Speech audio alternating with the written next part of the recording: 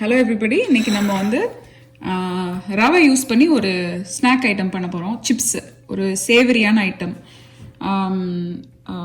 தேவையான இன்க்ரீடியன்ஸ் எடுத்து நான் வச்சுருக்கேன். 1 கப் ரவை,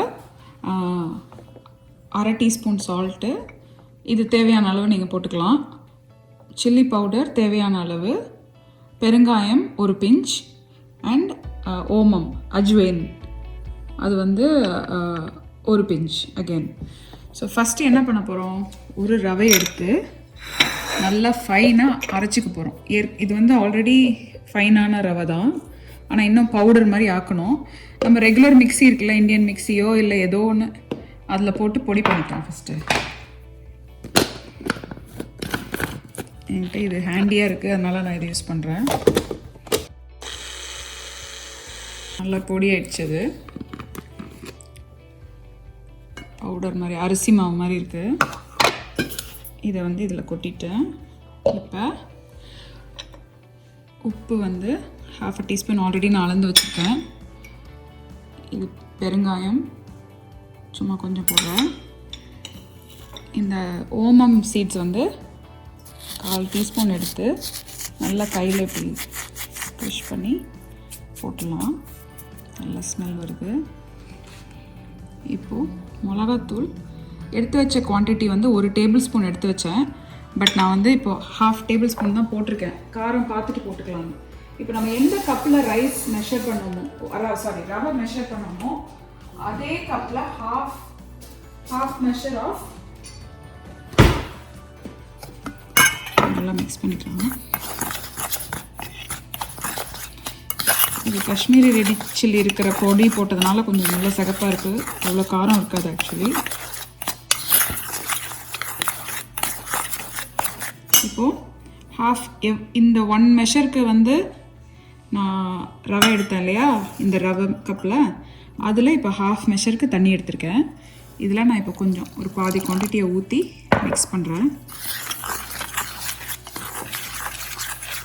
நம்ம வந்து ஒரு சப்பாத்தி மாவு கன்சிஸ்டன்சிக்கு இதை நம்ம பசைய போகிறோம்.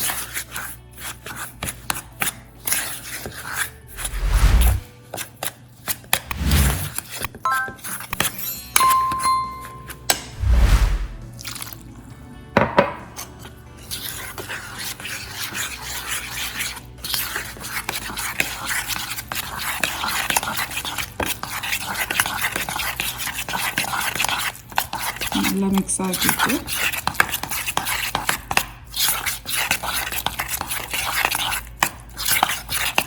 ஒரு 10 மினிட்ஸ் இது இப்படி வெயிட் இதை ஊற வைங்க. இப்போ ஊற வச்சோம் இல்லையா, அதை நான் இப்படி சப்பாத்தி மாவு மாதிரி மிக்ஸ் பண்ணிட்டேன். இப்போ வந்து கொஞ்சமாக கையில் மாவு, எனி மாவு, அரிசி மாவோ இல்லை மைதா மாவோ இல்லை ஆல் பர்பஸ் ஃப்ளார் இல்லை சப்பாத்தி மாவு இருக்குல்ல, எதையாவது போட்டு நல்லா பண்ணிவிட்டு நம்ம இதை வந்து இதை நம்ம நல்லா ஸ்ப்ரெட் பண்ணி இது டைமண்டாக பண்ண போகிறோம். இதில் கொஞ்சம் ஆயில் விட்டுருக்கேன்.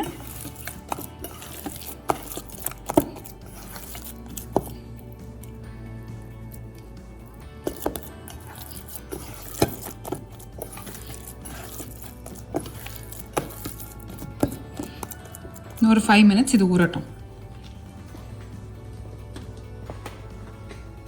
ஸோ இப்போ நம்ம மிக்ஸ் பண்ணி வச்சதில் நல்ல ஒரு ஜெனரஸ் போர்ஷன் எடுத்துகிட்டு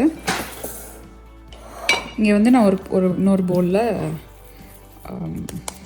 நம்ம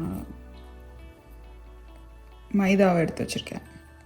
நீங்கள் மைதா இல்லைன்னா ஆட்டா இல்லை என்ன பவுடர் இருக்கோ, சும்மா அது டஸ்டிங் பவுடர் தான் போட்டு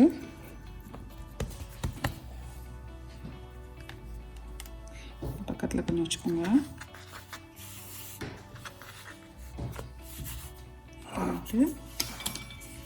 நல்லா முடிஞ்ச அளவுக்கு ஒரே திக்னஸில் ஸ்ப்ரெட் பண்ணிக்கோங்க.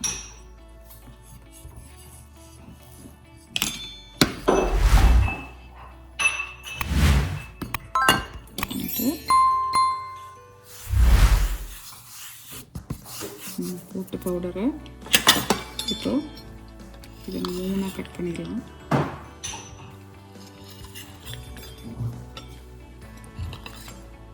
டைமண்டாக போடுறதுக்காக இப்படி போடுறேன். ரொம்ப பெருசாக இருக்கா, நடுவில் இதுக்கு இன்னொரு கோட் போட்டுருவோம். அவ்வளோதான். ஸோ இப்போ இதை நம்ம எடுத்து டைரெக்டாக எண்ணெயில் போட போகிறோம். ஹை ஹீட்டில் இருக்குது. இப்போ வந்து இதை உள்ள போடுறேன். ஒன்றா போடுங்க. மீடியம் ஹை ஹீட்டில் வச்சுக்கோங்க. ரொம்ப ஈஸி. ஒரு 10 நிமிஷம் தான் ஆச்சு எனக்கு இது செய்கிறதுக்கே. இப்போ நீங்கள் வீட்டில் இருப்பீங்க, இந்த டைமில் பசங்க இருப்பாங்க, போர் அடிச்சதுன்னா இது பண்ணுங்க. உங்களுக்கு என்ன ஃபைனாக வேணும் ரவை அப்படின்னா நல்லா மிக்சியில் போட்டு நல்லா பொடியாக வர வரைக்கும் அரைச்சிக்கோங்க. இது நாங்கள் பண்ணது வந்து கொஞ்சம் ஃபைனாக தான் இருக்குது, ஆனால் ரொம்ப ஃபைனாக இல்லை, கொஞ்சம் கோர்ஸாக தான் அரைச்சிருக்கோம். போடும்போது டக்குனு தண்ணியில் போடுங்க, கையில் கொதிக்குது.